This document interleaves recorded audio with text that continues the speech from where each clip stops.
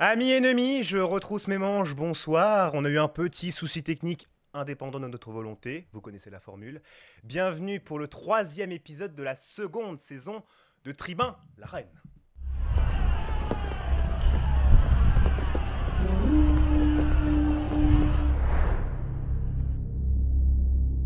Merci d'être avec nous encore ce soir, un jeudi soir. Hier c'était la Toussaint, c'était un jour férié, on n'avait pas accès au studio. On est là donc ce soir pour accueillir nos deux débattants qui vont se présenter. Mathéo d'abord. Oui, bonjour, Matteo Alavena, donc 25 ans, bientôt. Tu les fais pas. Merci, c'est gentil. Petite douceur pour Euh, commencer. Guide touristique au musée du Louvre, donc le plus grand musée au monde. Voilà, Ça en jette. Hein. Oh là là. je suis honoré de venir ici. Merci pour l'invitation, merci à tout le monde, merci à Alexis d'avoir accepté de se présenter contre moi. Enfin, se présenter, c'est pas, on n'est pas aux élections, non, mais hein de débattre, c'est bien là, c'est oui. important le débat, la démocratie. Ça fait partie de la démocratie, bien sûr. Voilà. Merci à toi. Oui, j'ai un prénom merci à accessoirement, Loïc mais bon. pour Et à toute l'équipe de Tribun. À toute l'équipe, Et oui. Gabriel. Et à Radio Rec de nous accueillir les gens qui sont là-bas. dans ces locaux, évidemment. On les remercie, un partenaire fidèle. Non, mais surtout, le sujet il est assez intéressant. Il est très, très glissant, comme tu as dit, mais c'est un très beau sujet. Et Alexis. Donc, enchanté, je m'appelle Alexis, je suis responsable de la 7e circonscription de Seine-et-Marne pour Reconquête. Et merci beaucoup à Tribun pour l'invitation et à Mathéo d'avoir voulu débattre avec moi. Deux débattants de chic et de choc ce soir. Marie, tout à l'heure, qui va nous rejoindre pour sa chronique. Elle est prête et donc on va l'accueillir avec grand plaisir tout à l'heure. Juste avant de commencer, petite interrogation de coulisses de Mathéo. Je vais te laisser la parole parce que tu avais une interrogation et nous ici on est transparents. Oui, Mathéo, par rapport je au t'en fait prie. que l'émission a choisi de marquer que moi j'étais militant et donc qu'Alexis il était responsable. Et donc je pensais qu'Alexis il avait un rôle à l'Assemblée nationale. Mais malheureusement pour eux, ils ont été élus nulle part. Donc aujourd'hui, les militants comme moi. Voilà, Une réponse, Alexis, à cette invective. Une réponse, il suffit de regarder l'historique électoral de la France Insoumise. Donc on voit que vous êtes quand même en évolution. Je nous souhaite la même réussite dans les années futures. Totalement. Voilà. Enfin, je vous souhaite pas, mais... Merci Mathéo. Petit lapsus révélateur, Mathéo. Non, mais... Tu peux prendre ta carte C'est vrai chez nous, il n'y a pas de souci. Non, mais c'est vrai que la France Insoumise, c'est une évolution super. D'ailleurs, on va parler des sondages après. Mélenchon toujours au plus bas, mais à chaque chaque élection, au final, il se retrouve 3e ou 4e. Donc, on reparlera des sondages, mais voilà, ça ne veut presque rien dire en fait de faire des sondages 2 ans avant une élection présidentielle. On l'a vu malheureusement pour vous, pour Zemmour, où il était combien, 3e ou 4e? On a été au second tour plusieurs fois. Second tour carrément. Carrément. Voilà. Non mais on va en reparler tout à l'heure effectivement de ces sondages qui sortent un petit peu comme ça du premier tour sur la présidentielle 2027. Mais d'abord, je voulais faire une petite introduction, un petit biais d'humeur sur la pluralité. Ça va être très simple, voilà. Notre émission, comme vous le savez, est le reflet de toutes les pluralités. Voilà, on accueille tout le monde ici et reflet ce soir. Je nous souhaite et vous souhaite, messieurs, un bon débat, voilà, constructif, qui servent aux étudiantes et aux étudiants. Ayez ça en tête aussi. Sûr, on va que tout ça faire soit pour être constructif. En plus, mon interlocuteur est quand même sympa. Il m'a prêté sa batterie externe. Bah oui. Voilà, Non, mais mine de rien, il y a des petits liens qui se créent. Voilà, ben oui. Voilà. Mais Non. ça n'empêchera pas de vraiment débattre. Voilà, dans la Tout à clarté et le respect le plus total. Messieurs, je vous fais entièrement confiance Évidemment. là-dessus. On va commencer par notre vue d'actu et la première actualité. Vous l'avez toutes et tous senti, je pense, aujourd'hui, quelques bourrasques de vent et même de grosses bourrasques de vent, quelques dégâts dans le nord-ouest de la France, une tempête qui a donc traversé notre pays et qui a touché la région parisienne aussi, toute la journée. Ça a soufflé, parfois j'ai eu du mal à me tenir debout, vraiment, ça a été un petit peu compliqué. Faut aller au sport. Heureusement que je t'aime bien. Et du coup... Oui, bientôt. Une question qui ressort de ça, pas forcément sur la tempête en elle-même, mais sur le dérèglement climatique. Comment on lutte aujourd'hui en France contre le dérèglement climatique? Est-ce que nous sommes prêts finalement? Alexis. Après, je pense qu'il ne faut pas confondre le climat et la météo. C'est quand même des événements, là, les bourrasques de vent qu'on observe sont quand même assez exceptionnels. t'es obligé de Oui, mais le dérèglement climatique accélère justement peut-être ce phénomène. Oui, enfin, c'est des phénomènes qu'il faudrait observer sur différents siècles. Enfin, on peut pas comparer sur un événement météo et se dire qu'il y a un changement radical du jour au lendemain. T'as oublié de mentionner qu'il y avait quand même eu 2 morts et une dizaine de C'est blessés. vrai. Et bah, là aussi, donc, dans les mesures qui doivent être prises d'urgence, c'est voilà, la mobilisation des pompiers, ce qui est déjà en train d'être fait. Qu'on salue Et évidemment, et- qu'il y a eu et beaucoup pour de moi, travail voilà, et on tenait à le vraiment la saluer. grande solution. Bien sûr. Après, évidemment, il y a une transition écologique qui devrait avoir lieu, notamment donc la suppression des formes d'énergie fossiles à terme, en les remplaçant par la solution nucléaire qui est propre en CO2. Mais voilà, c'est des processus qui sont sur le long terme. Dans l'immédiat, il faut gérer la crise, les morts, les blessés, et voilà, c'est plus important. Bien sûr. Mathéo. Bah, c'est vrai que c'est quand même.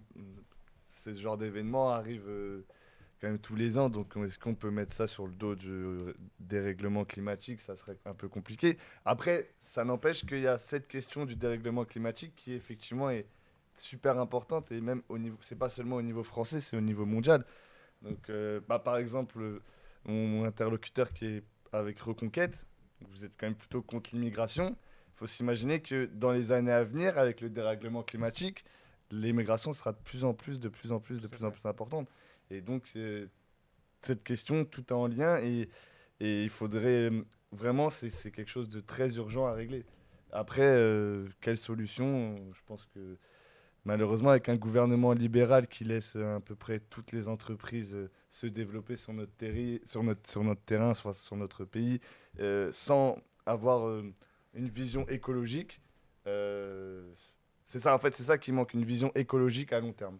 Une vraie vision, une planification, une bifurcation écologique, comme l'avait dit un certain candidat à Mélenchon, et qui a été très très repris par les autres politique. Très peu de personnes, en vrai, pendant cette campagne, ont parlé d'écologie. Pourtant, on est quand même en 2022. Et on voit bien que au niveau des rapports du GIEC, il me semble que c'est Bien le mot, la situation commence à devenir extrêmement grave, extrêmement préoccupante. Donc même si les bourrasques qui ont lieu aujourd'hui sont peut-être pas forcément en lien avec le dérèglement climatique, ça me semble important Indirectement, d'en bien parler. sûr. Votre parti s'est-il penché sur cette question du dérèglement climatique? A-t-il des solutions à apporter euh, sur un plan purement climatique et aussi sur le fait de la non-préparation aussi des populations françaises par rapport à d'autres pays aussi, mine de rien qui, Je réponds sur la partie gestion de la crise climatique ou sur la partie Ah bah tu peux crise répondre. migratoire liée Alors d'abord justement effectivement Mathéo et D'accord. ensuite par rapport effectivement. Bah, je suis tout à fait d'accord avec toi sur justement, effectivement, je pense que le réchauffement global, c'est compliqué de le nier aujourd'hui, va amener les populations du Sud, globalement de l'Afrique, du Maghreb, qui d'ailleurs ont une croissance humaine en termes de population qui est exponentielle. Donc effectivement, il va y avoir des flux migratoires qui vont vouloir arriver en Europe. Et justement, là, l'intérêt de durcir les contrôles, se préparer, parce qu'il y a quelque chose qui, aujourd'hui, il y a 500 millions d'Africains. En 2050, il y en aura 2 milliards. La pression qu'il va y avoir sur les ports italiens, français, grecs sera considérable. Donc autant se préparer maintenant à ces conséquences futures. Mathéo, juste une réponse là-dessus Ouais. peut-être. Non mais c'est quand même fou. Là on parle du monde entier, enfin comment on peut appeler ça, du dérèglement climatique, d'une vision globale du monde. Et monsieur il nous parle de renforcer les frontières, absolument. Mais en fait si les gens à un moment ils veulent vivre, ils vont casser les frontières, il va y avoir des choses qui vont être faites. Et on ne peut pas laisser les Africains dans leur pays et subir le réchauffement climatique et après s'étonner que en Europe, on ait des problèmes par rapport à l'immigration. Donc non, c'est pas une solution à long terme de vouloir renforcer tout le temps les frontières. Les frontières, on voit bien que ça ne marche pas. Ça ne marchera jamais cette solution puisque les murs disparaissent. Les murs sont faits pour être abattus. Bah, Et à un surtout moment, quand la les France murs sont insoumise est au abattus. pouvoir, mais sinon, Non, mais même Mélanie, elle est en Italie, c'est censé être votre amie. Mélanie, elle est d'extrême droite, non? je suis pas d'extrême droite, mais Bah, elle est du courant plutôt quand même anti-migratoire. Qu'est-ce qu'elle fait? Rien du tout.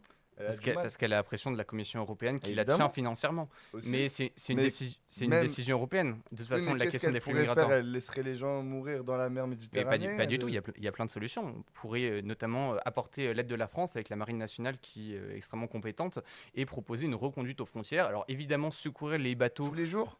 Bah, Ça évidemment. coûterait combien ça? Tous Mais les jours, les ah, reconduire, les reconduire. mais Est-ce que la solution, ça serait pas plutôt de faire un il- développement il- économique mondial qui pourrait permettre à tout le monde de s'en sortir? Le plus important, je pense que pour que qu'il y ait moins d'immigration, que les gens vivent bien chez eux. Ça serait ça la grande solution. Après, évidemment, on n'est que la France, on et- ne peut pas s'occuper du monde entier. Mais déjà, si nous, on porte notre voix, si on veut changer les choses au niveau de l'écologie, au niveau de la politique, si on veut une politique plus juste, ça me semble important de le dire, de le réaffirmer. Et de ne pas voir à long terme. Puisqu'en fait, le problème, moi, ce qui m'interroge avec ce que tu dis, c'est que tu souhaites attendre, attendre, attendre. On se prépare, on se prépare, on se prépare à la crise migratoire. mais il y a Et déjà quand une il y crise aura eu- migratoire, elle est Oui, déjà là, Oui, de toute façon. déjà que. Il y a Enfin, 500 000 entrées sur le territoire français. Il il y y a en aussi a un coût combien qui ressortent aussi? Parce que bah, dans les 500 000, vous comptez aussi les étudiants qui sont qui très représentent nombreux. moins de 20% de l'ensemble de ce que je t'ai dit. Mais non, globalement, ils ne parlent pas. Et d'ailleurs, il y a aussi le scandale de l'application des OQTF. C'est un problème qu'a Gérald Darmanin, c'est qu'il n'y a que 5% des obligations de quitter le territoire français qui sont appliquées. C'était le cas notamment de l'assassin de Annecy, Oui. qui était visé par des OQTF. Tous les faits divers qu'on a où c'est des terroristes islamiques, c'est pour la plupart du temps des personnes qui sont visées par des OQTF. Bien sûr, mais après, en lien avec le terrorisme islamique, le problème c'est que le mec, par exemple, qui a tué la professeure, c'était un fichier S. Mm. Pourquoi des fichiers S, on met des gens d'extrême gauche, par exemple, on met des écologistes, on met tout un fourre-tour de gens différents, donc ça empêche la police de se concentrer sur les vrais problèmes, et on met des gens, des fois, qui n'ont rien fait de spécial, qui ont juste envoyé quelques SMS ou qui ont été pris en manifestation, et on les met fichiers S. Messieurs, Alors que pour l'instant, enfin, on a messieurs, dérivé alors, du sujet. on a dérivé On pas a mal dérivé, du sujet. Mais ce que je voulais dire, c'est que je ne pense pas que ça soit la solution d'attendre le dérèglement climatique, de dire on va se préparer à fermer nos frontières pour au final laisser crever la moitié de la planète. Et au final, il y aura quand même, quoi qu'il arrive, des gens qui voudront venir. Quoi qu'il arrive, on ne peut pas empêcher ça. C'est impossible. Aucun pays ne peut. Cite-moi un seul pays qui a empêché l'immigration. Le Japon.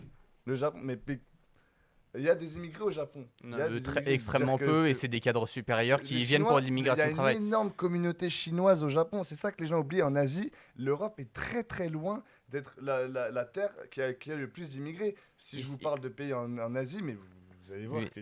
historiquement, effectivement, ça n'a jamais été une terre d'immigration. Mais les chiffres que je te donnais, effectivement, il y a un continent qui, à terme, c'est 2 milliards qu'il y aura en 2050, et toutes les études sont d'accord avec ça.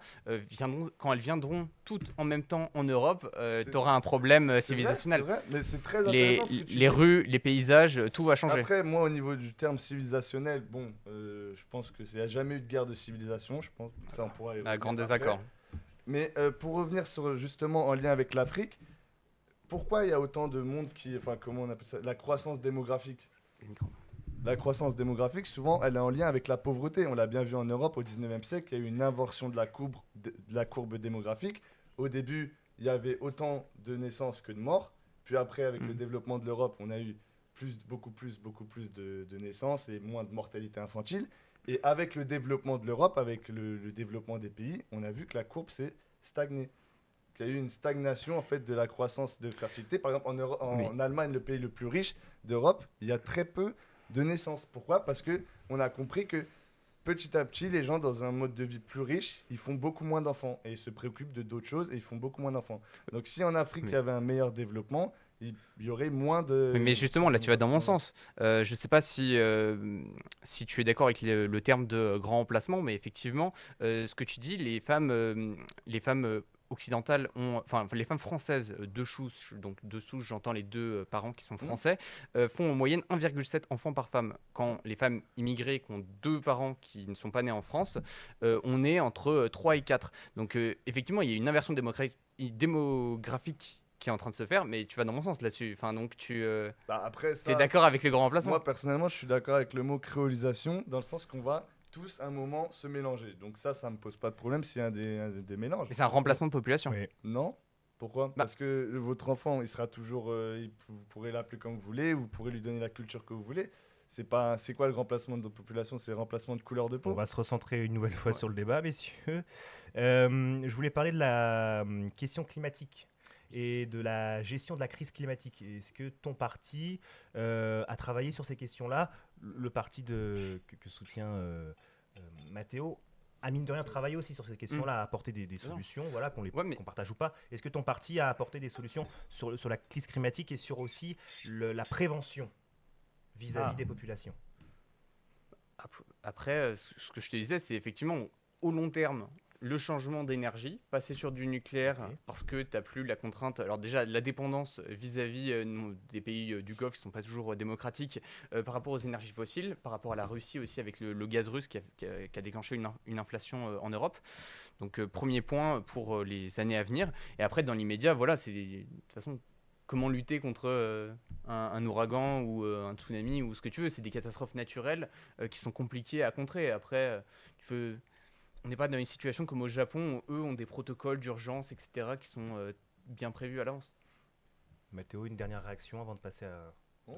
Ça vient dans ce que je voulais dire par rapport aux bifurcations écologiques, d'avoir une société, un plan de société, par exemple. Il y avait quelque chose d'intéressant dans le programme de la France Insoumise, de parler d'écocide, d'essayer de pénaliser les entreprises qui, ça existe déjà, mais d'essayer encore plus pénaliser les entreprises qui polluent. Et pour moi, je pense que ça peut être une des solutions pour mettre par rapport au projet écologique. Mais, dernier mot si je peux, il y a quand même les industries françaises qui sont quand même à zéro. Enfin, quand on regarde, plus rien n'est fabriqué en France, tout est délocalisé en Chine, etc. Et puis les écolos viennent dire ah c'est super, la France envoie peu de dioxyde de carbone dans l'atmosphère, mais tout est importé en fait, donc c'est de la triche. Il n'y a plus d'industrie en France. Mais pourquoi il n'y a plus d'industrie? C'est aussi le libéralisme. Pourquoi il n'y a plus d'industrie?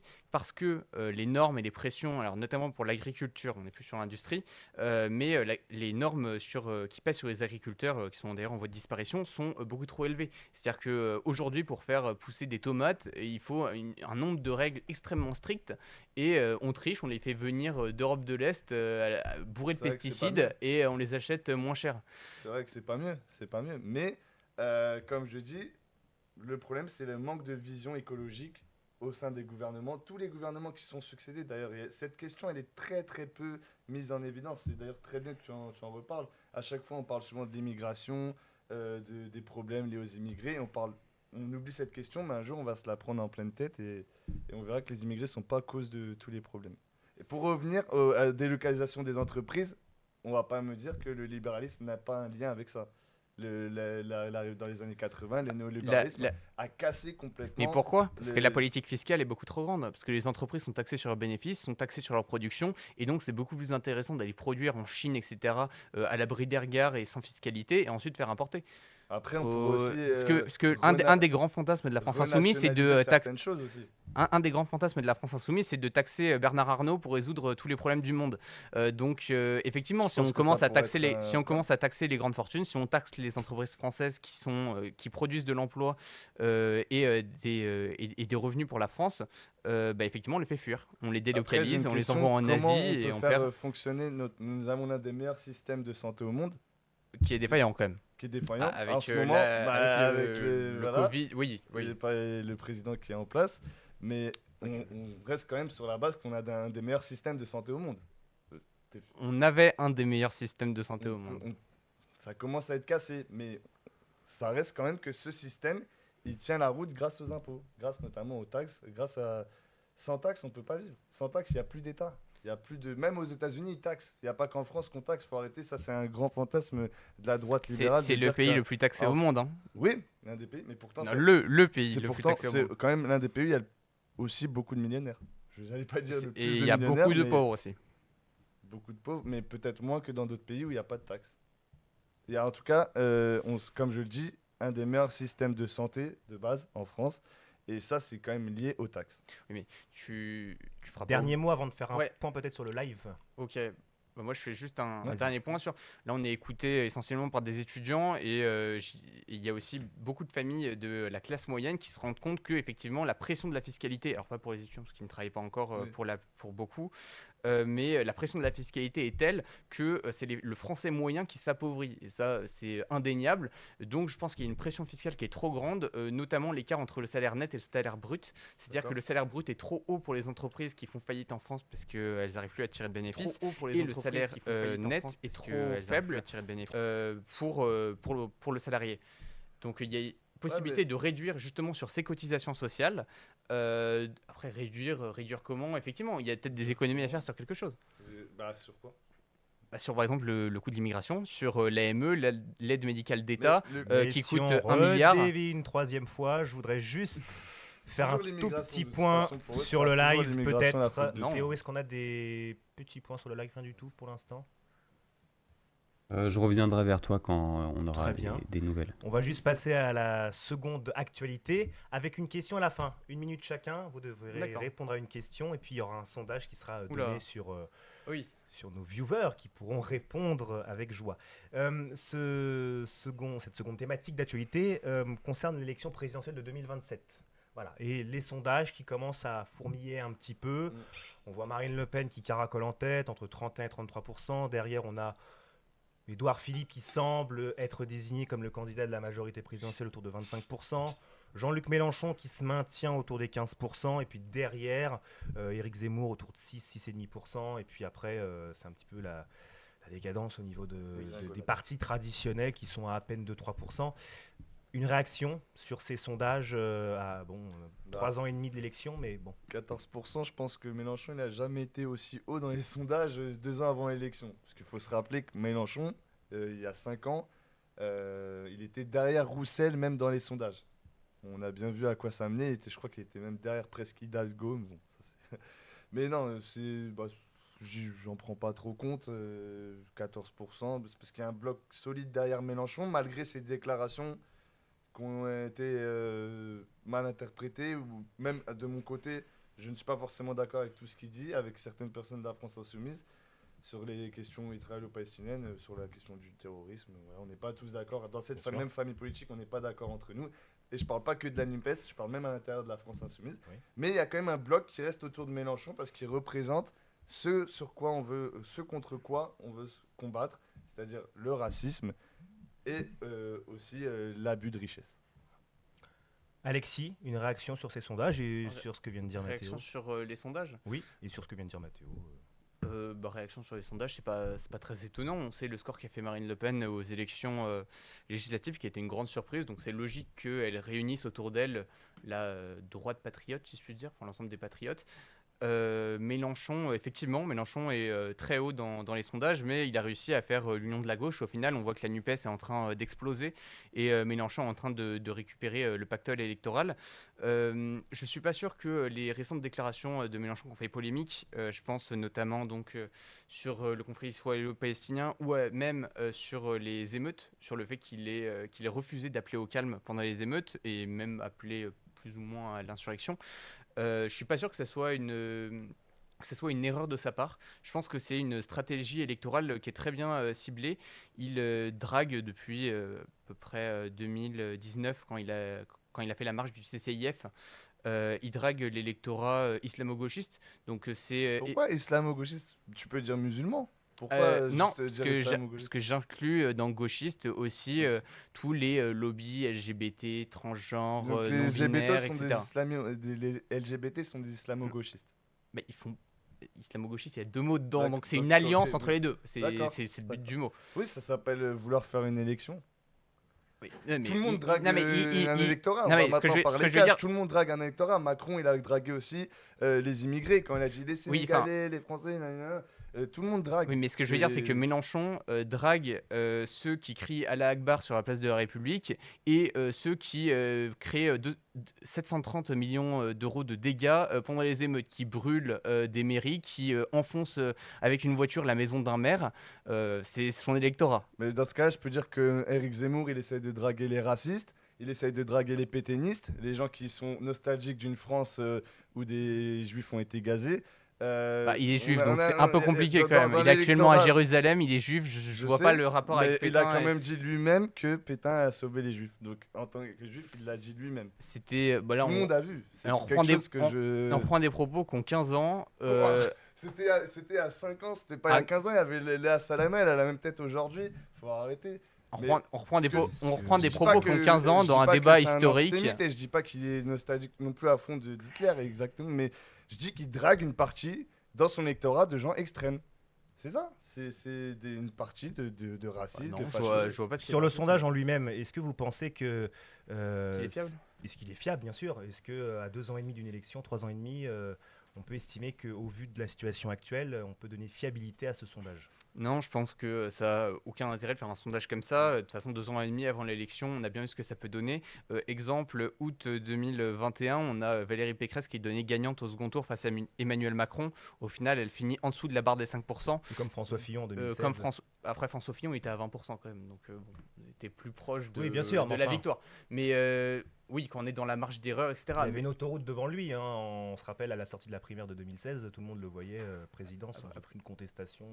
a priori, ouais. A priori, voilà. Donc après, il y a toujours des Après, surprises comme après, ça. les affaires. Peu- Ah, qui l'ont les rattrapé.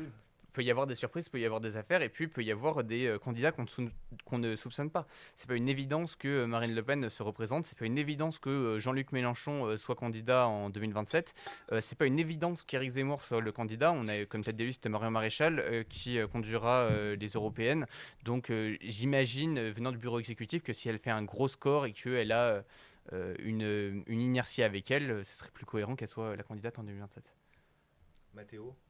Euh, Par je rapport à, partage un peu l'analyse, c'est vrai que c'est dans longtemps. mais par rapport à la France insoumise, est-ce que tu penses que Jean-Luc Mélenchon est encore le candidat naturel aujourd'hui, ou est-ce que au sein de la France insoumise, il y a quand même 2 lignes aujourd'hui? Il y a la ligne plutôt Mathilde Panot et la ligne François Ruffin. Et justement, ce qui Comment allier lui les deux permet de réunir les deux. dans le Encore sens que- aujourd'hui Encore aujourd'hui, malgré tout, encore aujourd'hui, ça reste lui le personnage qui centralise quand même nos votes. Il y a ceux qui pensent que le Hamas c'est un mouvement de résistance et il y a les autres. C'est qui les autres? Bah, je pense à Ruffin par exemple, mais ou à Bompard qui se sont fait un peu plus discrets sur ce Moi, sujet-là. comme je dis au Bono, Même sur je d'autres sujets, ne partage mais- pas son mais- analyse sur le mouvement de résistance. Après, le problème, c'est qu'elle aurait dû dire que c'est du terrorisme et que pour certaines Mais- personnes, Il n'y a pas Il y a un seul ça. cadre qui accepte de dire que c'est un mouvement terroriste. bah, si, il y a quand même des Ruffin, justement, il y en a plein. Corbière, Garrido, ça fait quand même beaucoup de gens qui ont une voix. Panot non, Boyard non, Quatennens non, Jean-Luc Mélenchon non, Bompard non. Pour moi, c'est une, Bilongo, faute, c'est une non. faute de leur part. Mais on Mais est un pourquoi parti où on a le droit de chacun de penser ce qu'on pense.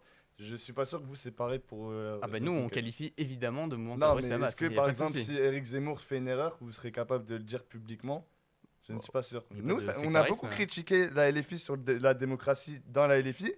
On a la preuve aujourd'hui qu'elle existe. Que les porte-paroles disent, enfin, que chacun dit ce qu'il pense vraiment de la situation. Ruffin n'a pas du tout la même analyse que Mathilde Panot. Et je trouve ça très intéressant dans un parti d'avoir des gens qui pensent différemment. Mais une grande question que je te pose, pourquoi à ton avis refuse-t-il de désigner le Hamas comme un mouvement Je terroriste? pense que c'est une erreur de leur part. Non mais quelle est la raison? Je pense que d'un côté, quand il le définit par un mouvement résistant, par exemple, il pense au fait que si les Israéliens, enfin, si le Tsahal rentre dans Gaza, effectivement, la seule force armée là-bas, ça sera le Hamas. Et du coup, forcément, d'un point de vue palestinien, ça sera la seule force de résistance. Tu Et vois ce que je veux pourquoi dire? ne pas le traiter de terroriste? Est-ce que brûler des enfants dans des fours, égorger des bébés, violer des femmes, kidnapper des innocents, est-ce que ça, c'est pas de la barbarie islamiste? Je suis Et du complètement terrorisme. d'accord avec toi que pour moi c'est du terrorisme. L'acte Mais de pourquoi- Hamas a mais- été du terrorisme. Et pourquoi il n'a pas été condamné? Il faudra leur demander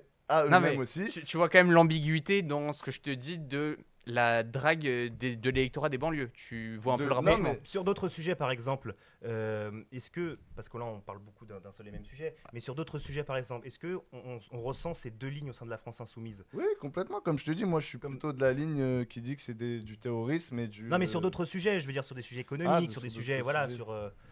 Oui, ça peut arriver. Vous avez des gens qui vont être plus, par exemple, dans les luttes intersectionnelles. Vous avez des gens qui vont être plus dans. Par exemple, au niveau du nucléaire, c'est super intéressant. Dans la France insoumise, vous avez des gens contre le nucléaire, des gens pour le nucléaire. C'est vrai qu'il y a des divergences du point de vue de nos points de vue. Après, quand même, faut pas abuser. Au niveau du Hamas, il y a eu condamnation. Mélenchon a condamné. Il a dit qu'il devrait être traîné devant la justice pénale, la pénale internationale. La J'ai Cour oublié de le nom, justice désolé. internationale, oui. Donc, Mais- malheureusement, il n'a pas dit le mot terrorisme, mais on va quand même pas non plus lui tirer dessus pour un mot. Il a quand même dénoncé, il a dit qu'il devait être jugé dans la Cour pénale internationale. J'ai pas entendu tout le monde dire ça. par rapport, on va recentrer juste sur le sujet du sondage. On va pas le dire pour un mot. Bah, Sur c'est le quand même sujet important. Sur le sujet du sondage. Ça peut être important, oui, c'est vrai, mais Ça il a quand même condamné. On va pas nous faire passer sur le non plus sujet la du France sondage, Insoumise pour oui. le Hamas. Sur le Moi, sujet j'étais à du des sondage- manifestations pour le cessez-le-feu. Il n'y a eu aucun drapeau du Hamas. Merci, En tout Mathéo. cas, la manifestation qui a été appelée par la France Insoumise. Il y avait des halags, on va bah, pas quand nous- même. on va- Messieurs, pas de la manifestation messieurs, on s'éloigne du sujet. Je voudrais recentrer le sujet sur les sondages et vous poser une question, et c'est notre minute pour convaincre. C'est la joute de la semaine, avant que Marie puisse intervenir sur sa chronique sur la laïcité dans quelques instants. Une minute pour convaincre. Vous avez chacun un candidat de prédilection pour la prochaine présidentielle. Qu'est-ce qui vous inciterait à voter pour lui, à donner envie de voter pour lui en 2027 en matière de politique pour la jeunesse? Voilà, et des sujets qui en découlent, la précarité, et faire revenir aussi les jeunes aux urnes, etc. Uniquement sur le thème de la jeunesse, puisque c'est des étudiantes et des étudiants qui nous parlent. Une minute pour essayer de convaincre. On va commencer par Alexis. Pourquoi voter pour Éric Zemmour? Parce que c'est le seul candidat annoncé qui dit le vrai aux Français, qui évite les propositions démagogiques, comme peuvent le faire notamment la gauche. Il a des mesures pour les étudiants, malgré ce qu'on essaie de raconter, notamment augmenter le revenu minimal des alternants. C'est une mesure qui est passée, personne n'en parle, mais c'est quand même assez important. Après, il a une ligne qui est claire. Il dit concrètement ce qu'il veut faire. Quand on regarde les concurrents à droite, que ce soit Marine Le Pen avec ses propositions complètement délirantes sur la TVA à 0%, on n'y comprend rien. Il y a une fiscalité de communistes. Sur les LR, un coup c'est Ciotti, un coup Retailleau. La ligne, elle change. L'immigration zéro peut-être, mais en fait, sauf si c'est des métiers en précarité, on n'y comprend rien. Éric Zemmour et Marion Maréchal disent dans leur programme des choses simples, compréhensibles. Ils sont cohérents, c'est les seuls à pas avoir changé d'avis. J'en parlerai pour Mélenchon, la question du voile. Il n'a pas toujours été d'accord avec ce qu'il dit aujourd'hui. Éric Zemmour est constant depuis plus de 30 ans. Voilà, donc c'est le seul véritable candidat de droite et qui défend la France et les Français. Et en matière de précarité, Pas les jeunes. Pour les jeunes, si, ce que je t'ai dit, notamment pour les alternants. C'est une mesure pour les alternants. Et après, il n'est pas dans la démagogie. Il ne dira pas aux jeunes qu'il faut rehausser les bourses, etc. C'est des mesures qui sont faciles à dire. On sait l'électorat que ça drague. Éric Zemmour a une vision beaucoup plus globale. Il ne fait pas proposition pour chercher un électorat. Il dit aux jeunes qu'effectivement, il faudra travailler. Il fait des propositions qui sont réalisables en plus. Mathéo, Oui. tu vas avoir le droit à un tout petit peu plus d'une minute du coup. Non, mais j'aurais pas besoin même d'une minute, dans le sens qu'on sait tous que la France Insoumise a été le premier parti au niveau des jeunes, donc je pense que c'est quand même pas un hasard, notamment grâce à des propositions de rehausser le SMIC, parce que les jeunes qui nous écoutent aujourd'hui, dans quelques années, dans 2-3 ans, ils vont très vite travailler, et la plupart des gens, quand ils commencent à travailler, malheureusement, ils commencent par le SMIC. Donc cette mesure de rehausser le SMIC est quand même excellente par rapport aux jeunes. Et là, on parle de tous les jeunes, on ne parle pas simplement des alternants ou des étudiants. Justement, la France Insoumise essaie de casser ce discours qu'on essaye de faire entre les alternants d'un côté, ou les gens dans le milieu professionnel d'un côté et les étudiants. On essaie de les rassembler, et justement, cette mesure de rehausser le SMIC, je pense, est une très bonne mesure pour la jeunesse. Vous avez aussi les mesures de rehausser les bourses, qui sont très intéressantes par rapport aux étudiants. Après, sans même parler d'argent aussi, on parlait de construction de la société, du vivre ensemble. C'est quand même plus agréable de vivre avec un discours qui appelle au vivre ensemble, au pluralisme entre les gens, que dans un discours de rejet, de haine qui sans cesse appelle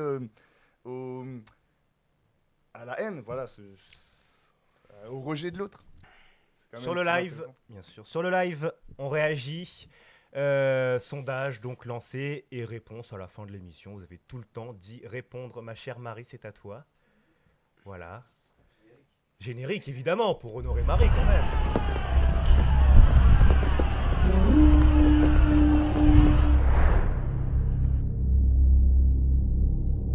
Alors, ma chronique porte sur la laïcité. Donc, il faut savoir que dans l'arène politique, un concept reste indémodable, presque aussi populaire que Michael Jackson. c'est bien évidemment la laïcité. Alors la laïcité est un principe dont l'application ne met pas tout le monde d'accord. Alors, ce principe fondamental de notre République ne cesse de faire débat dans l'opinion publique. Les gouvernements successifs ont essayé de veiller au respect de ce principe en présentant plusieurs lois. Alors la plus connue d'entre elles est certainement la loi de 2004 sur l'interdiction du port des signes religieux dans les établissements scolaires publics. Mais il y a une loi plus récente datant de 2021 votée sous le gouvernement Castex. Il s'agit de la loi dite contre le séparatisme. Cette fameuse loi qui n'a pas fait l'unanimité, certains y ont vu une loi fourre-tout et d'autres une nécessité absolue. Alors, très récemment, le ministre de l'Éducation nationale, M. Gabriel Attal, a décidé d'interdire le port de la baya dans les établissements scolaires.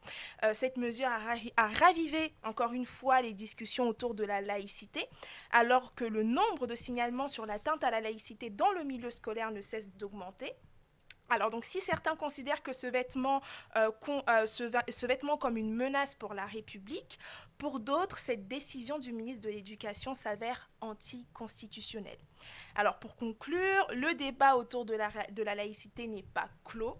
Aujourd'hui, c'est l'interdiction de la baya dans les établissements scolaires et demain, peut-être, qui le sait, ce sera l'interdiction du maquillage ou encore de la cravate dans le milieu scolaire. Alors, donc, vous pouvez nous dire dans les commentaires si vous êtes pour ou contre la baya.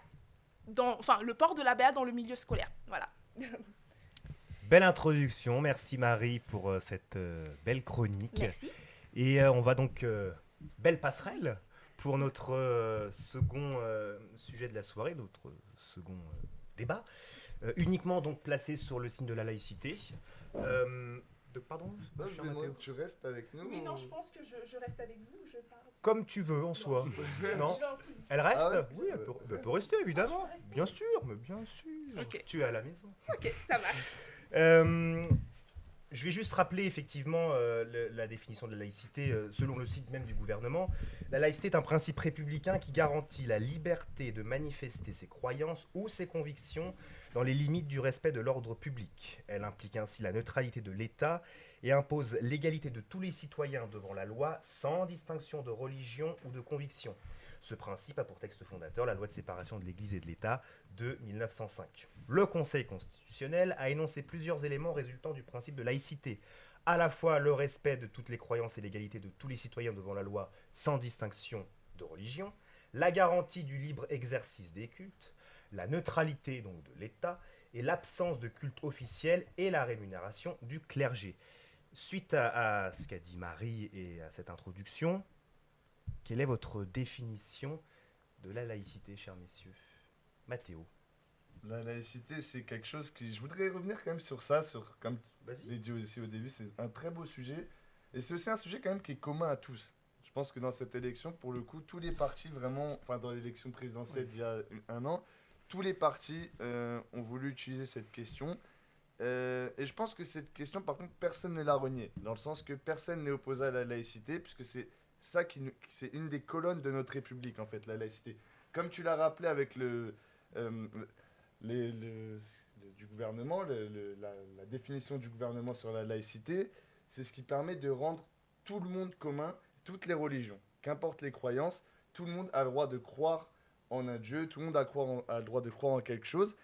Et après, selon les endroits, on a le droit de le montrer ou de ne pas le montrer. Par exemple, dans la rue, on peut le montrer, puisque c'est un lieu de liberté individuelle, la rue. Par contre, à l'école, qui est un lieu plutôt public, de liberté scolaire publique, là, pour le coup, effectivement, c'est plus restreint. On a moins le droit de montrer son appartenance religieuse. Quelque chose, d'ailleurs, pour lequel je suis plutôt d'accord, parce que je pense que c'est très bien que quand on est enfant, quand on a moins de 18 ans, qu'il n'y ait pas de différence, qu'il y ait moins de différence possible entre les gens. Par contre, dans la rue, je pense qu'on n'a pas le droit, et je voulais revenir, du coup, je vais directement aller vers ce que j'ai vu par rapport à Éric Zemmour, qui proposait d'interdire le voile dans la rue. Dans l'espace public. Dans l'espace, donc dans la rue. La rue et les écoles et la poste. Voilà, mais dans les écoles, c'est déjà le cas de toute façon, donc on va pas y revenir. Pas toujours appliqué. pour les enfants en tout cas, toujours appliqué. On en parlait, le nombre de recensements d'atteinte à la laïcité en 2022-2023. J'ai le chiffre, c'est 4710. Tu sais que aussi atteinte à la laïcité, c'est aussi avoir une croix sur soi. Bien sûr. C'est pas seulement. Ah mais tout à fait. Ce sont des chiffres qui proviennent d'où? Pour la source importante. J'ai le ministère. D'accord. Ministère de l'Intérieur. Soit le double d'ailleurs de l'année précédente. Mathéo.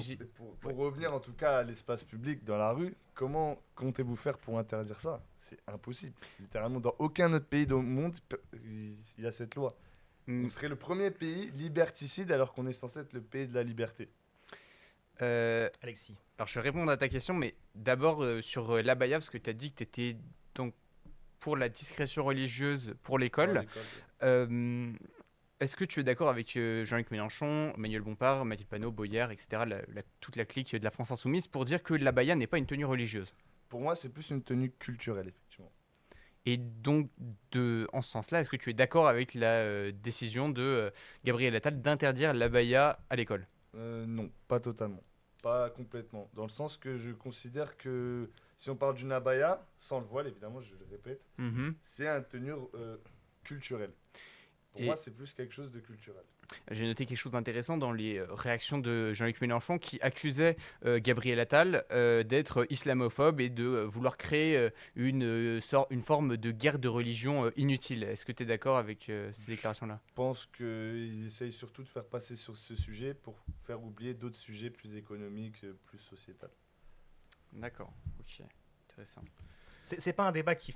Par rapport à ce port de l'abaya, c'est un débat qui remonte quand même à il y a fort longtemps. Je veux dire, il y avait eu l'affaire de Creil en 1989, lorsque 3 élèves sont renvoyés chez elles parce qu'ils avaient refusé d'enlever leur foulard au sein de leur établissement. C'est-à-dire que ça fait quasiment, enfin même plus de 30 ans qu'on parle de ce sujet, et on a l'impression que ça évolue pas, quoi, qu'il y a toujours ces mêmes... Comment, Mathéo, tu l'expliques, toi? Pourquoi les gouvernements n'ont pas su répondre à cette question? Après, c'est une question individuelle. Tu me parles d'un sujet quand même qui ne représente pas non plus tout le monde. Non, mais le débat, en tout cas, la musique du débat, elle existe depuis longtemps. Il est vrai que on vit aussi quand même dans une époque qui est différente des autres années. Dans les années 70 ou 60, il n'y avait pas forcément toute justement la communauté musulmane. Il y avait beaucoup moins de gens.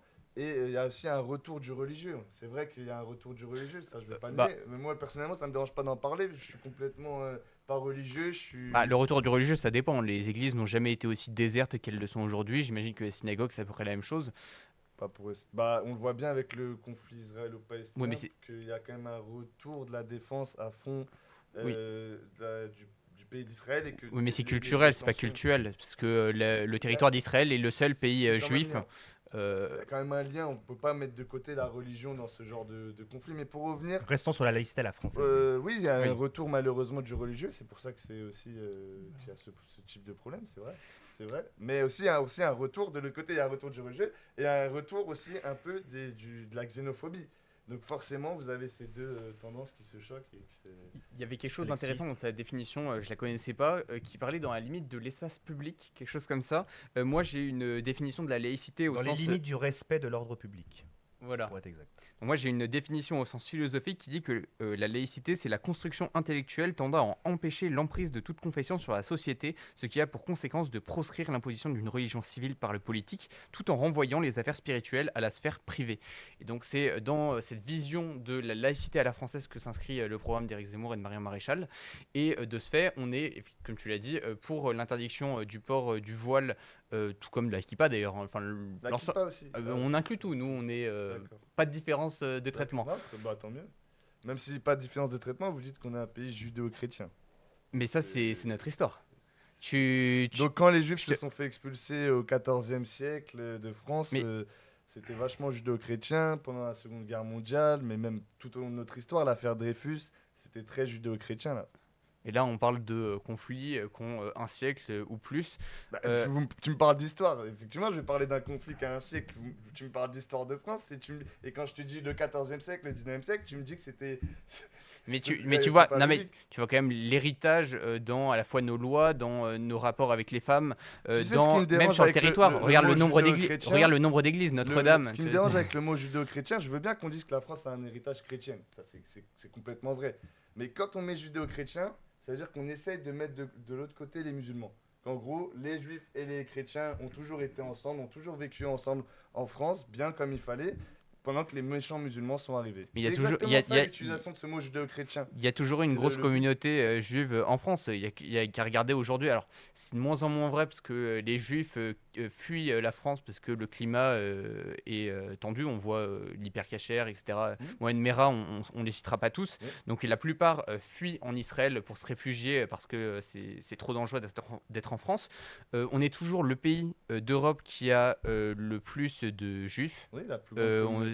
0,7% de la population française, qui n'est absolument Ouais, rien. c'est pas grand monde. C'est pas grand monde.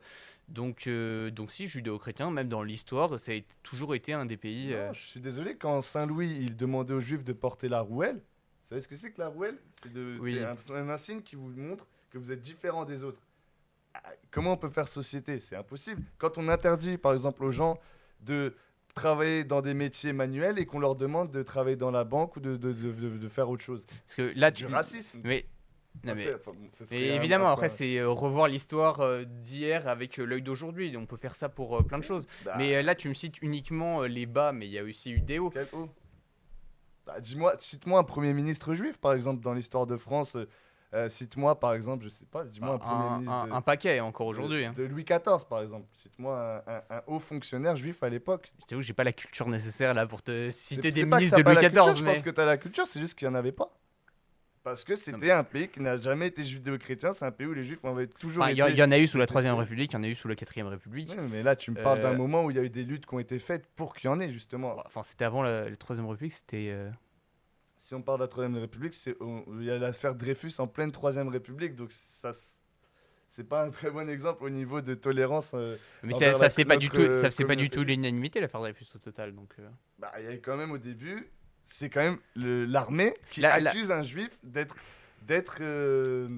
un traître. Et derrière l'armée, vous avez toute l'aristocratie française, toute la grande Une partie, bourgeoisie une française, partie. une grande partie, une justement, partie. qui accuse Dreyfus d'être un traître sous couvert parce qu'il était juif. Donc, et La- même sans parler de ça, je vous parle de la rouelle, par exemple, le fait d'interdire aux juifs de faire certains Mais là, métiers, vous prouve là, bien que... on remonte au Moyen-Âge. Mais si la- tu me la- parles d'histoire, tu me dis on a un Mais- pays de racines. Si on parle des racines, on parle du Moyen-Âge, on si parle on de... veut.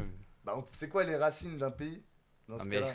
C'est quoi les racines? C'est le Moyen-Âge, c'est toute l'histoire. Et si je parle de toute l'histoire, effectivement, on a une histoire chrétienne. Mais le fait d'inclure judéo-chrétien, pour moi, ça veut dire qu'on essaye d'exclure musulmans. Et je pense qu'il n'y a pas... Enfin, c'est une auto...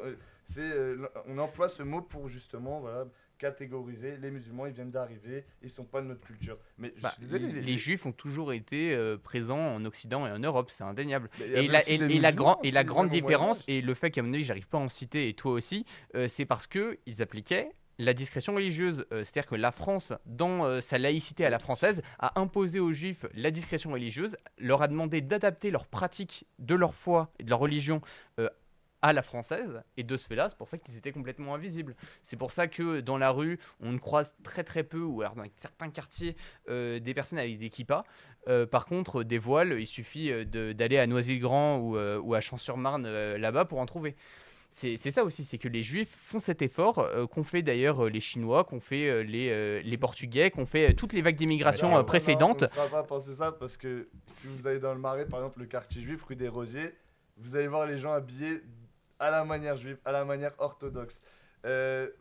Tu as dit le nombre de juifs, il y a 0,7% de juifs en France. Donc forcément qu'on en voit moins que des voilés. Donc ça me semble logique en termes de chiffres. Il y a une discrétion religieuse qui Il n'y est a quand pas même de énorme. discrétion, c'est faux. Si on connaît la communauté juive, on sait très bien qu'il n'y a pas de discrétion Mais religieuse. oui, mais dans la sphère privée, pas dans la rue. Non, Ouais, même dans la rue, on peut voir nom- des kippas. Moi, Bah, j'habite à Rony-sous-Bois, il y a plein de gens qui ont des kippas. et pas c'est- beaucoup quand même. Si, contrairement à ce qu'on pourrait penser, si. J'en vois... Bon, après, je fais pas une fixation, mais il y en a. Et tant mieux pour eux. Et moi, je suis pour qu'on garde la kippa, pour qu'on garde le voile. Et en tout cas, dans la rue. Sur cette question de la laïcité, on voit deux visions vraiment très, très distinctes. Dans les ressentis, parce que vous présentez votre vision, mais est-ce que vous en avez déjà discuté aussi avec votre entourage, avec vos amis, etc. Est-ce qu'ils partagent la même vision que vous globalement, ou est-ce que vous sentez des différences de vision selon, sur le terrain précisément, Mathéo? Non, je pense qu'on a tous la même vision de la laïcité, en tout cas dans mon milieu. Après, certaines personnes peuvent voir la laïcité comme quelque chose qui est islamophobe. Ça peut s'entendre ces derniers temps avec les débats qui ont eu lieu, notamment avec l'abaya. Est-ce que c'est ma conception? Non, pas totalement, même si des fois on l'utilise. Par exemple, quand même interdire la kippa et le voile, on va demander aux juifs eux-mêmes. Je suis pas sûr qu'ils trouvent ça très Mais engageant. ce que je veux dire, c'est que c'est pas à l'État, à la France de s'habituer aux religions, c'est aux religions de s'habituer à la France. Il faut quand même remettre les choses à leur place. Tu me posais la question de demander dans notre entourage, etc. Alors, bon, évidemment, mes amis, les personnes que je fréquente sont plutôt d'accord avec moi, mais les Français aussi au global. Là, t'aimes bien les sources, donc chiffre du CSA, on a 61% des Français qui sont favorables à l'interdiction du port du voile islamique dans l'espace public.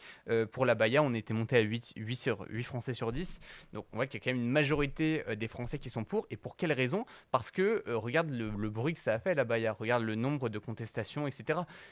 C'est toujours la même chose. Je pense qu'on aurait pu s'en C'est passer. les On aurait Français- pu les laisser Français- les gens en abaya et faire court. Et je pense qu'on aurait pu très bien s'en passer de ce type de polémique. Et Pour toi, c'est une tempête dans un verre d'eau. Oui, c'est une tempête dans un verre d'eau. Il y a d'autres soucis aujourd'hui à régler dans Bien sûr, il y a tellement de plus Mais- importants soucis, notamment au niveau de l'hôpital, comme on disait que le système de santé se casse, mais au niveau des profs. Au niveau des profs, on se rend pas compte en ce moment comment ils sont dégoûtés, certains des Mais profs. pourquoi sont-ils dégoûtés aussi? Parce que on se rappelle Samuel Paty, on se rappelle Arras, et on sait très bien Malheureusement, que il y a ce genre de on choses. sait très bien qu'un professeur, pour un mot déplacé concernant les thématiques islam, Palestine, un des sujets thèmes, il peut se faire couper en morceaux du jour au lendemain. Donc Malheureusement, on sait que c'est vrai, toujours la même chose. Mais si tu as été dans une salle de classe un jour, tu verras que la plupart des conversations entre profs ne sont pas à propos de la peur de se faire découper. Bah, si, les meurtres, si malheureusement- la crainte des professeurs par rapport à leur sécurité quand il y a eu Samuel Paty et quand il y a eu Arras, c'est quand même quelque chose de considérable. Bien sûr, mais ce que je veux dire, c'est que ce n'est pas la seule préoccupation. Ce que Bah- je veux dire, c'est qu'au niveau du salaire pour les jeunes, on parlait des jeunes il y a quelques temps. Mais La vocation d'être professeur, pour certains, ils abandonnent ça parce qu'ils sont très mal payés au début. Le gouvernement a fait quand même une bonne chose là dernièrement. Je crois qu'ils ont monté à 2000 € pour tous les profs maintenant. Donc ça, c'est déjà quelque chose de mieux. Oui. Mais c'est en lien. Il y a quand même une précarisation du métier de professeur. Et c'est facile de dire, c'est comme la mesure du SMIC, j'y ai pas réagi parce que c'était la fin du truc. C'est facile de dire qu'il faut rehausser les salaires, etc. On a quand même un pays qui est déjà endetté, on a plus de 3000 milliards de dettes. C'est facile de dire qu'il faut augmenter le SMIC, qu'il faut augmenter les dépenses publiques, mais ça mène à rien, le problème il n'est pas là. on n'a jamais quand on autant de prend- riches. Et l'homme le plus riche au monde, mis à part Non, mais les c'est- Américains, l'homme le plus riche au monde est français. Donc Mais, Bernard Arnault, voilà. non, mais soyons fiers au contraire d'avoir des entrepreneurs et des entreprises, des startups françaises qui arrivent à se développer en France. Et je Mais leur j'ai tire une le chapeau. question, votre parti, il est quand même par rapport à la police. Il voudrait du meilleur matériel pour la police, Ou pour l'armée aussi. Enfin, oui, pour l'armée, pour ouais, la police. c'est vrai. Des meilleurs salaires, non? Des meilleures conditions de travail, non? Le salaire- Pas de meilleurs salaires. On n'est pas dans l'augmentation numérique de dire qu'un tel faut augmenter son salaire de tant de pourcents, faut mettre le SMIC à machin. Il y a quand même des réalités économiques. La France est dans l'Union Européenne, notre monnaie c'est l'euro. On ne peut pas augmenter les salaires comme ça de cette manière-là, sinon on fait s'effondrer la valeur de la monnaie. Il y a quand même des règles économiques qui se cachent derrière. Attends, il y avait quelque chose de... Le thème juste avant, tu me parles de... On parlait des abayas, on parlait de encore ce sujet. Non, mais... Par rapport à la police, tu disais, non Oui, Ouais, par rapport- ouais, j'ai pas non, compris pour le revenir, rapport avec la police. Non, par rapport au fait de monsieur nous vend les impôts, les taxes comme étant quelque chose qui font dégrader la France. Et en même temps, il voudrait un retour de la sécurité. Oui, Mais c'est ça. votre retour de la sécurité, sans argent, vous le ferez pas. Donc, sans taxer, vous serez obligé à un moment. C'est pour ça que, en fait, c'est ça qu'il faut comprendre absolument au niveau de l'extrême droite. Éric Je suis pas Zemmour, d'extrême droite, là, mais au Éric niveau Zemmour de non la plus. droite radicale ou de la droite, bon, La droite la conservatrice. droite conservatrice. Éric Zemmour, en fait, c'est les gens rigolent en voyant son programme. Les gens rigolent, les gens qui votent Éric Zemmour, ce sont les gens qui ne sont pas politisés parce que on voit bien qu'il ne s'intéresse pas vraiment aux choses, à part critiquer les Vous pourrez immigrés, regarder... il propose très peu de choses. Vous pourrez tous regarder sur le live le bilan économique d'Éric Zemmour. Ça avait été fait pendant la présidentielle et c'est le seul avec Marine Le Pen à avoir un bilan qui est positif sur l'ensemble des dépenses publiques. Mélenchon, on était à un déficit de 300 on va milliards. être dans les restrictions avec Éric Zemmour. Donc, il y a forcément, aussi ça quelque va être chose positif. que tu disais par rapport au budget et de dire que en fait, les problèmes de l'école, c'est à cause du manque de moyens. On a Si. quand même en 40 ans, aussi vérifiable, on a en 40 ans la dépense par élève qui a doublé. On est passé de 4000 quelque chose à plus de 8000. Mais je parle pas forcément que des dépenses, je parle aussi Mais donc c'est pas le manque de moyens. Moi, je te parlais dans une salle de professeurs. Qu'est-ce que les professeurs se disent? Ayant fait des stages comme professeur, j'ai voulu passer le CAPES, donc je sais un peu quand même de quoi je parle. Et t'as un retour d'expérience là-dessus. Un retour d'expérience. Et la plupart des sujets ne sont pas à propos de la sécurité des professeurs, même si ça peut exister et ça existe, mais c'est aussi à propos de la profession en elle-même, à propos de comment on passe le CAPES. Il y a plein d'éléments, on ne peut pas tout résumer à une question de sécuritaire. C'est ça que j'essaie d'expliquer, et je nie pas la question sécuritaire. Aujourd'hui, on sait qu'il y a 56% des professeurs qui s'autocensurent dans les salles de classe. C'est les chiffres récents suite à Arras, suite à Samuel Paty, et ils n'arrivent plus à appliquer le programme scolaire. On sait les matières qui posent problème, c'est toujours les mêmes. C'est la SVT, l'histoire, l'EMC, et on sait que sur les questions d'égalité homme-femme, de laïcité, les professeurs ont des réflexions, ont des remarques qui sont faites en classe par les élèves. Il y a 60% des professeurs qui ont déjà constaté des contestations pour motifs religieux dans leurs cours, c'est encore l'IFOP. 72% des lycées généraux et technologiques ont constaté des camis et des abayas aussi, ça c'est le syndicat des directeurs de chefs d'établissement. 60% des lycées 60% des professeurs ont dans toute la France. Ouais, ont été confrontés à des contestations pour motifs religieux lors de leurs cours. D'accord, mais et les principaux cours, je te l'ai dit, c'est la SVT, histoire et l'EMC. Très bien. Aussi, après, quand on vous met 35 personnes, 35 élèves par classe, forcément qu'à un moment, chacun a son identité. Et malheureusement, oui, il y a ce genre de choses qui arrivent. Et comme je dis, avec un meilleur accompagnement, sans doute que les choses changeraient. Avec, par exemple, si on divisait les classes en deux, si on pouvait avoir des classes de 16 ou de 17 personnes, ça pourrait être plus facile pour les professeurs pour faire leur métier. Après, pour l'autocensure, il n'est pas faux. Certains s'autocensurent. Il faudrait aussi un meilleur accompagnement, comme je dis, un meilleur... Par exemple, quand on fait le CAPES, on n'est même pas formé, on a juste 3 semaines de stage. Mais ça ne suffit pas 3 semaines pour se former en tant que prof. L'homme en tant que prof, il doit quand même avoir plus de semaines, je pense. Donc ça, c'est évident, faut après... Je parle de parce que ça, mais ça, non, mais en lien avec la formation. Non, mais je suis d'accord. Après, on dérive là de la laïcité, mais si on doit aller vraiment sur ce point précis... Moi, par exemple, à mon stage, j'ai presque eu aucun cours de laïcité. Donc c'est un problème. Comment on aborde ce sujet? C'est pour ça que les gens s'autocensurent s'ils ne savent pas comment aborder le sujet. T'en as déjà parlé avec tes professeurs de ces questions-là Oui, au collège, oui, ils ont parlé de la laïcité. Non, mais du fait qu'il n'y avait pas de cours de laïcité, est-ce que tu as été faire cette démarche-là? Est-ce que de dire... Là, je te parle de quand j'étais formé. Oui, bien sûr. Non, je pense que j'en avais pas. J'ai dû... Enfin, c'est là, quand j'y repense, j'ai dû avoir peut-être un cours. Mais ça suffit pas pour avoir vraiment... je parle de toute la formation en général. Je pense que l'autocensure, elle est aussi liée au manque de formation. C'est ça, des profs, bien sûr. Si le public, des fois, peut être difficile. Je suis pas d'accord. Je suis pas d'accord pour l'autocensure. L'autocensure, c'est évidemment, ça a choqué la France entière et même à l'international. Samuel Paty, un professeur d'histoire décapité pour avoir montré et même proposé aux musulmans, s'ils le souhaitaient, de sortir de la classe pour avoir montré à l'occasion d'un cours des caricatures de Charlie Hebdo. Donc je pense que leur crainte est par rapport à ça, et je te rejoins pour la formation des professeurs, etc. Effectivement, il y a quelque chose à faire. Je pense que tu seras d'accord avec moi sur la chute du niveau scolaire en France. Quand on voit les tests d'écriture, etc., à la sortie du CM2, c'est absolument catastrophique. Tous les rapports le disent. On est dernier en mathématiques. Le français, si on pouvait mesurer un indice de niveau, je pense que ce serait à peu près la même chose. L'école française s'est effondrée. Effondrée, non, on ne peut pas dire ce mot non plus complètement. Mais le modèle qui fait notre fierté avec nos grandes écoles, polytechniques, etc., les mines qui fonctionnaient avant est en train de disparaître. Les plus grandes universités maintenant sont exclusivement en Angleterre, aux États-Unis, en Chine. La Chine et l'Asie a copié le système français Enfin, même, en fait, tous les classements le montrent à l'exception, et là c'est quelque chose d'intéressant, à l'exception des écoles privées qui arrivent pour l'instant encore à s'en sortir. Et ça, c'est un point sur lequel Jean-Luc Mélenchon souhaite supprimer ces écoles-là. Donc voilà, question, est-ce que tu es d'accord avec cette mesure-là, sachant qu'elle représente 1/5 des étudiants en France? Complètement d'accord avec, avec Mélenchon. Je trouve ça insupportable qu'on subventionne le privé, qui d'ailleurs, c'est ce qui crée des inégalités immenses. Immenses, on se rend pas compte les inégalités que crée le privé. On met entre eux des gens, par exemple dans le 93, moi j'ai travaillé dans un collège privé, j'ai fait quelques semaines là-bas, collège privé à Montreuil-sous-Bois, Montreuil, ville quand même assez populaire.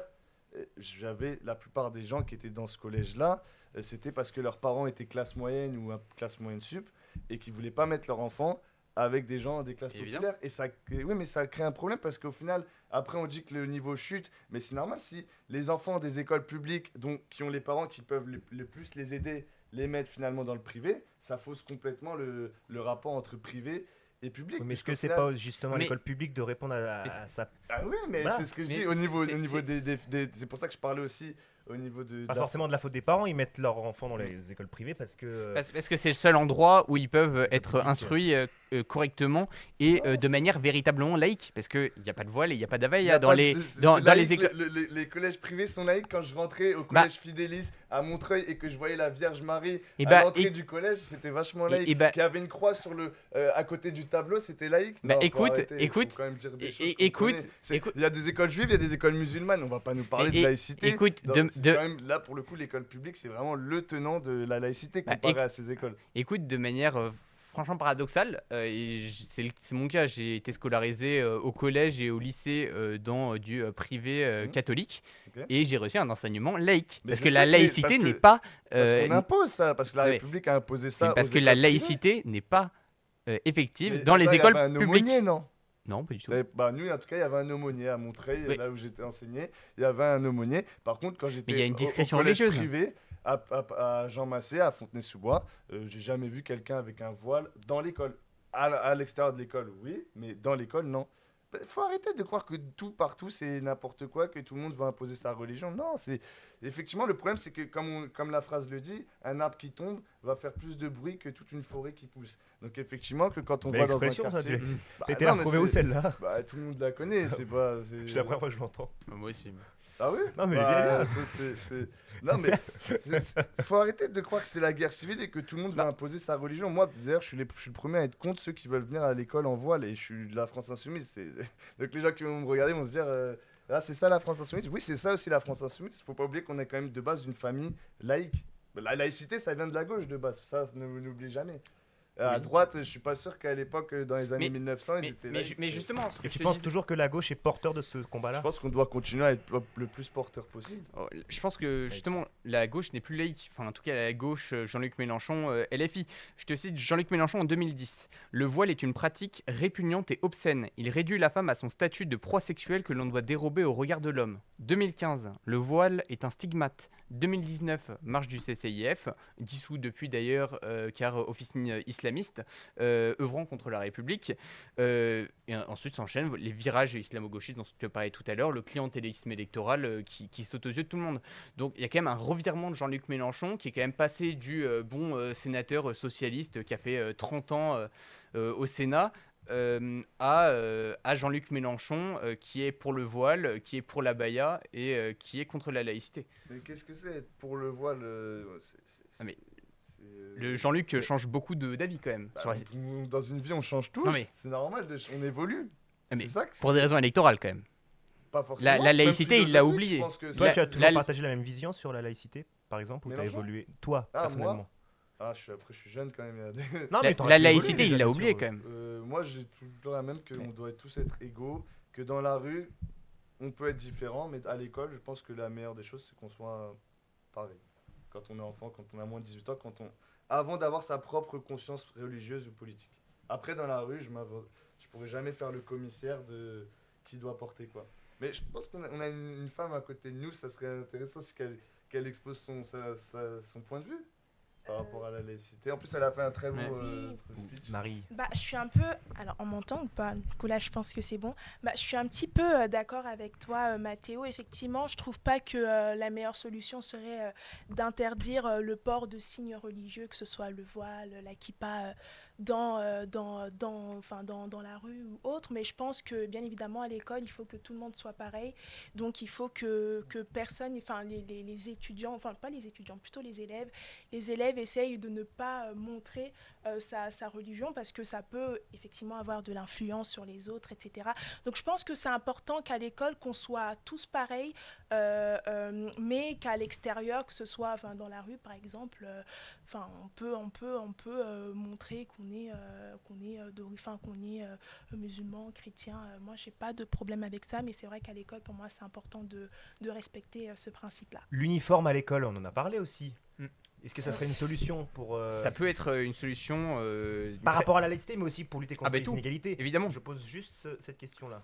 Nous, on est pour Alexis. rétablir la blouse à l'école primaire pour gommer les différences vestimentaires qui favorisent le communautarisme d'une part, on en parlait, mais aussi le harcèlement scolaire et les inégalités sociales. Donc, pour le coup, c'est plutôt vos thèmes, ça. Oui, mais moi personnellement, non. Enfin, si un jour ils la rétablissent à l'école, ok, mais. Je te sens pas enthousiaste là. Non, mais je suis en fait. Au primaire, je suis hein, ni pour on ni est cool. contre, je suis Oui, plutôt bien sûr. contre, mais si ça revient, c'est la vie. Seulement pour le primaire. C'est la vie.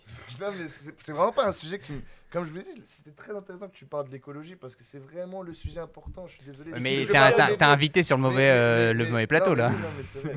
Non, mais pour revenir sur le costume, enfin la blouse. Non, la blouse. C'est L'uniforme. quand même un truc des années 50. Bon, je pense Il que peut c'est être fini. stylé, hein.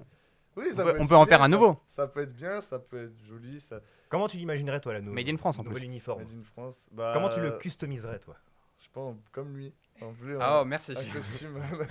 Non, mais oui, honnêtement, c'est pas un sujet qui m'a me transpercé. Je te laisse exprimer si tu veux. Alors moi, je vais raconter un peu mon expérience Vas-y, je t'en prie, personnelle bien sûr. par rapport à ça. C'est vrai que moi j'ai vécu dans un pays où dans l'école l'uniforme était obligatoire et c'est vrai que bon j'ai aussi grandi avec cette règle-là de porter l'uniforme à l'école, etc.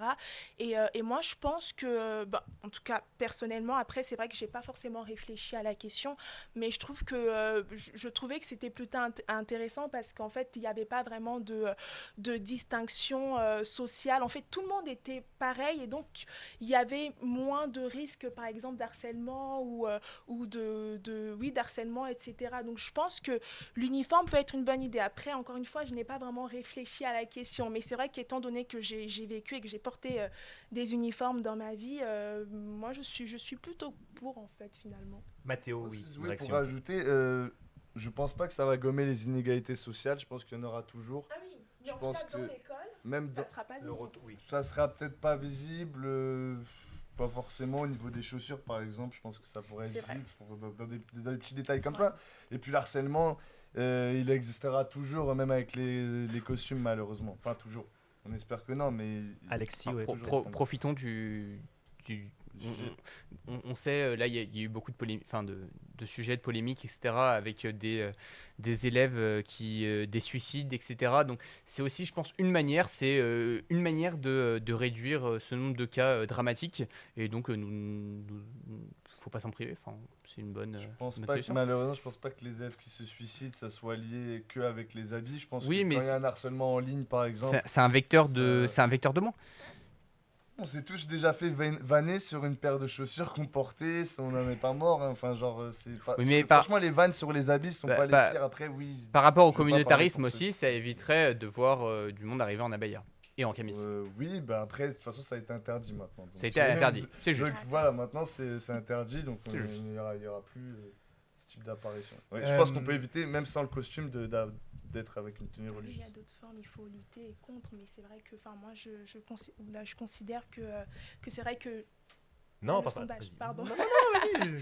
Non, je considère en tout cas, après, encore une fois, ça relève de mon expérience personnelle. C'est vrai que il y avait moins de moqueries quand tout le monde était C'est en vrai. uniforme que quand... parce que Non. quand tu portes des vêtements de marque, c'est vrai que Bien sûr. quand il y a un élève qui ne porte pas un vêtement de marque, c'est vrai que ça alimente un petit peu ces moqueries-là. Mais après, encore une fois, je suis d'accord, on peut très bien harceler parce qu'une personne n'a pas une paire de baskets Nike. Enfin, ça ne réduit pas moi, j'ai tout, pas mais- d'expérience dans Oui, les milieux où mais, j'étais en en tout cas, costume, après, c'est mais j'ai moi, vu je sais pas, des trucs aux États-Unis où ils sont en costume, des séries en Angleterre, il y a du harcèlement aussi, même Oui, par oui, bien sûr. les élèves qui sont en costume. Et je pense qu'au niveau, par exemple, si on va parler des gens habillés différemment, pour certains, c'est important d'être habillé différemment. Par exemple, je sais pas, les gens gothiques, ils revendiquent leur identité par ce style.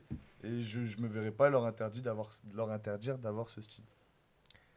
Un point sur le live. Est-ce qu'on a des réactions aujourd'hui, en ce jeudi soir? Bah, si vous voulez, on a la réponse du sondage, du coup. Ouais, alors on va juste peut-être une dernière question que je vais vous poser, messieurs, avant de clôturer cette émission et puis de faire appel au sondage. Si vous aviez encore une fois 1 minute pour convaincre nos étudiantes et nos étudiants qui nous regardent ce soir sur votre vision de la laïcité. Admettons, vous êtes devant un amphithéâtre rempli d'étudiantes et d'étudiants, vous avez 1 minute pour leur parler de votre conception de laïcité, face caméra. Qu'est-ce que vous leur diriez? On va commencer par Mathéo, puisque Alexis avait commencé pour la Ouais, question. bien sûr. Mathéo. Donc la République, c'est la chose publique. En termes d'étymologie, le mot vient de là. Regarde-les tout dans ce la qui est- caméra. Tout ce qui est public. Et la laïcité, en fait, la République sans laïcité, c'est pas la République.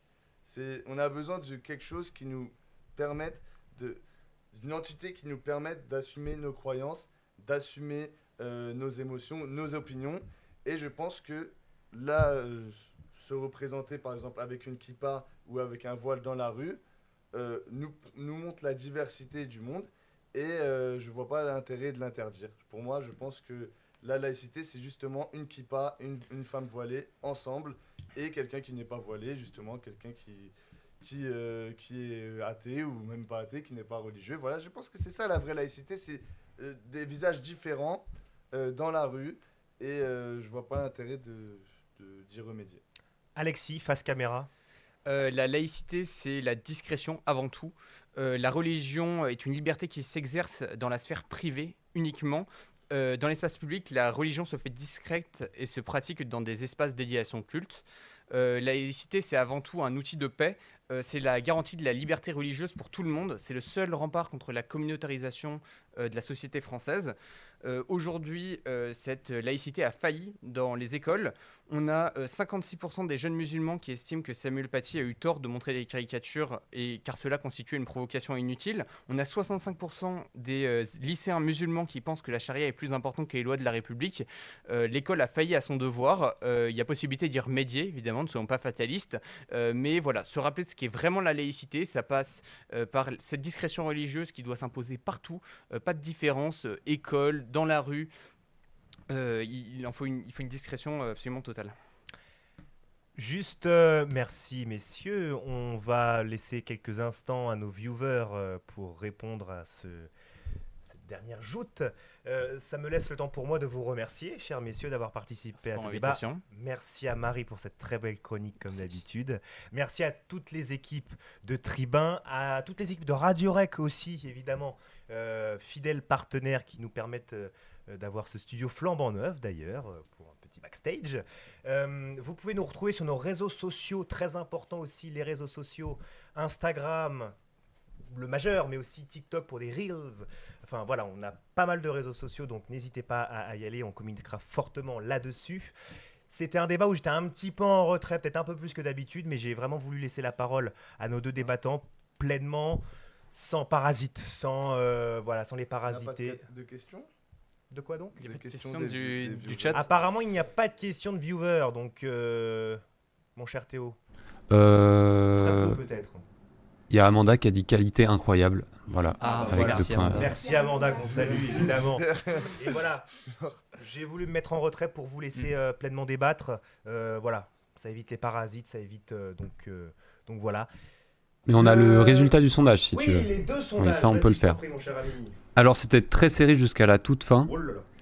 C'était à 50-50 jusqu'à vraiment il y a 1 minute où du coup je ferme les voix.